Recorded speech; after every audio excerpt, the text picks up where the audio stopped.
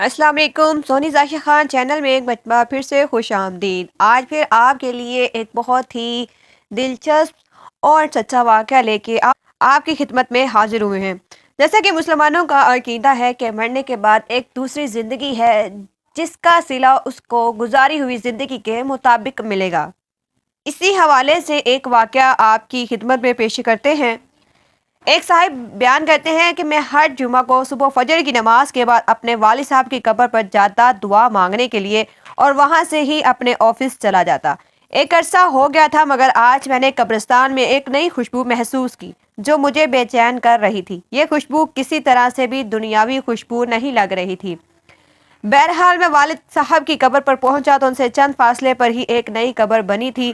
ताज़ा फूल और चादर से अंदाज़ा लगाना मुश्किल नहीं था कि 2 या 3 दिन पहले ही ये कब्र बनी है। वालिद साहब की कब्र से फारिग होकर जाते हुए इस कब्र पर दुआ मांगने के लिए रुक गया। दुआ के दौरान महसूस किया खुशबू इस कब्र से ही आ रही है। कंफर्म करने के लिए कब्र की मिट्टी मुट्ठी में भरी तो एकदम ठटक गया। कब्र की मिट्टी ठंडी थी जैसे नम हो, जबकि मिट्टी बिल्कुल खुश्क थी और कमाल हद तक ठंडी थी। बहरहाल मिट्टी को वहीं कब्र पर फेंक दिया और हाथ झाड़ने के बाद चल पड़ा।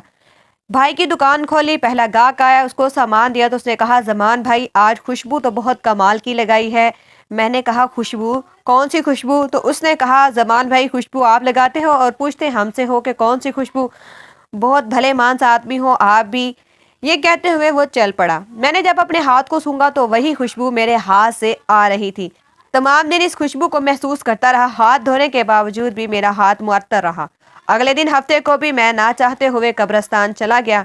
वालिद साहब की कब्र पर दुआ करने के बाद इस कब्र पर दुआ की। क्या दुआ की किसकी कब्र है ये? कौन है जो इस कदर नेक है, जिसकी कब्र ठंडी और खुशबूदार है? ऐसा कौन सा अमल कर दिया कि इतना बड़ा इनाम पा लिया? ये सब सवालात मेरे जहन में चल रहे थे। इस बात ने मुझे बेचैन सा कर दिया। गौरकन से इस कब्र के मुतल्लिक पूछा तो इसने बताया कि खातून की कब्र है। ये जानकर और भी हैरत हुई कि औरत को इस कदर शानदार मुकाम कैसे मिला। अगले दिन इतवार था। देर तक सोने की आदत होने के बावजूद सुबह फजर की नमाज के वक्त उठ खड़ा हुआ और कब्रिस्तान रवाना हो गया। कब्रिस्तान में दाखिल हुआ तो क्या देखता हूँ, इसी खातून की कब्र पर एक बारिश आदमी दुआ कर रहा है। मैं वालिद साहब की कब्र पर दुआ करने लगा। दुआ के बाद मैंने इस आदमी की तरफ देखा जो अभी दुआ मांग रहा था। जैसे ही वो दुआ से फारिग हुआ तो बाहर की जानिब चल पड़ा। इसको जाता देख कर मैं भी इसके पीछे हो लिया। जैसे ही वो दरवाजे से बाहर निकला मैंने आवाज़ दे दी, सर बात सुने, 1 मिनट के लिए प्लीज़। जी फरमाए। सर मैं मुआज़रत चाहता हूँ, मैंने आपको तकलीफ़ दी, मगर मैं आपसे एक बात पूछना चाहता हूँ, अगर आप इजाज़त दें तो। जी आप पूछें, क्या बात है? इंतहाई मोहब्बत से उस शख्स ने जवाब दिया। शुक्रिया सर, जज़ाकल्लाह। मैं दरअसल जानना चाह रहा था ये किन की कब्र है जहाँ दुआ कर रहे थे? अगर आप मुनासिब समझे तो बता दीजिए। ये आप क्यों पूछ रहे हैं? उसने सवाल किया। दरअसल इस कब्र से आने वाली खुशबू ने मुझे बेचैन कर दिया है। ऐसी खुशबू मैंने आज तक महसूस नहीं की। मुझे ये दुनियावी खुशबू नहीं लगती। मैं जानना चाह रहा था कि साहिब कब्र ने ऐसा कौन सा अमल किया कि ये मुकाम मिला कि कब्र ठंडी और खुशबूदार हो गई।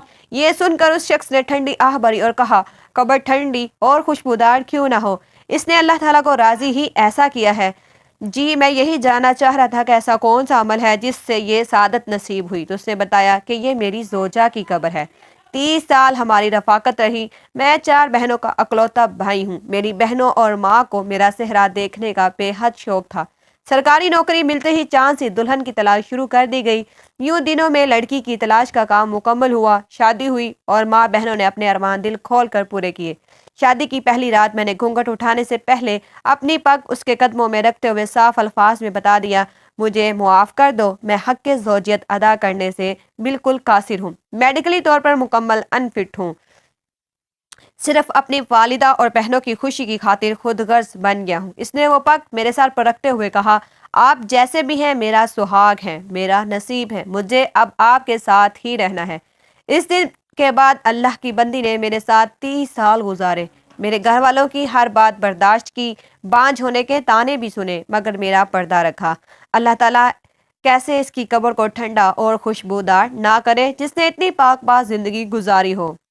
उस शख्स की तमाम बात सुनकर उस खातून पर अश्क आने लगा जिसने दुनिया में सब्र किया और आला मुकाम हासिल किया।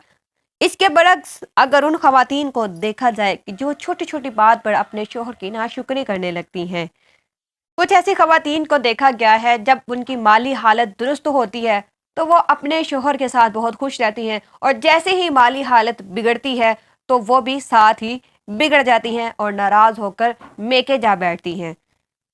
یا کبھی کبھی ایسا بھی ہوتا ہے کہ کبھی چیز نہ ملنے پر وہ شوہر کے ہر کیے دھڑے پر پانی پھیر کے کہہ دیتی ہے کہ تم نے میرے لیے آخر کیا ہی کیا ہے، میں ہر چیز کے لیے ترستی رہتی ہوں، کبھی کسی چیز کے لیے کبھی کسی چیز کے لیے۔ جبکہ ایسے الفاظ کا چناؤ کرنے والی اکثر خواتین وہ ہوتی ہیں جو اپنے میکے یا کسی شادی فنکشن میں جانا ہو تو ان کے پاس ہر مرتبہ نیا ڈریس، نیا بیگ، نیا جوتا ہوتا ہے، اور جب ان کو ایک عدد دفعہ میسر نہ آئے تو وہ ناشکری پر اتر آتی ہیں۔